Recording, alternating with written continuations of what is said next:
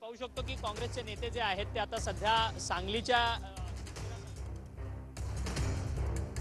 काँग्रेसचे अध्यक्ष मल्लिकार्जुन खरगे आणि राहुल गांधी आज महाराष्ट्राच्या दौऱ्यावरती आहेत आणि आज संपूर्ण पश्चिम महाराष्ट्र आणि मराठवाड्यामध्ये काँग्रेसला एक नवं चैतन्य मिळालेलं आहे। आपल्यासोबत बोलण्याकरता बाळासाहेब थोरात सर आहेत। थोरातजी, 2 महिन्यानंतर अवघ्या कालावधीनंतर महाराष्ट्र विधानसभेच्या सार्वत्रिक निवडणुका लागतात, त्यातच तुमचे वरिष्ठ नेते आज महाराष्ट्र दौऱ्यावरती आहेत। कशा पद्धतीने पाहता एक नवीन संजीवनी महाराष्ट्र काँग्रेसला मिळणार यापुढे?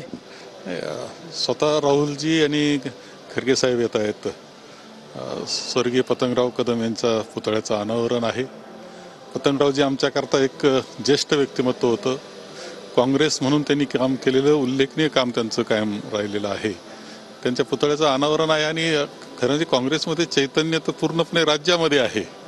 फक्त ती जी ताकद आमची निर्माण झालेली आहे ती राहुलजींच्या भारत जोडो यात्रा असेल, न्याय यात्रा असेल, त्यांनी केलेलं काम असेल याच्यातून आणि आमच्या सगळ्या कार्यकर्त्यांच्या मेहनतीनं झालेलं आहे। हे यशामध्ये आणखी वाढ राहुलजींच्या येण्यामुळे होईल।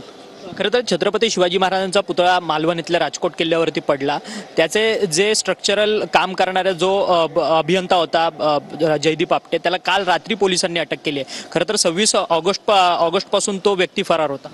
नाही, तो कारागीर होता, तो आणि एक सामान्य कारागीर होता। पण विश्वास कसा टाकला त्यावर, मान्यता कशी झाली, त्याला मंजुरी कशी दिली आणि करणारे काय करत होते, हा सगळेच प्रश्न त्यामध्ये आहेत।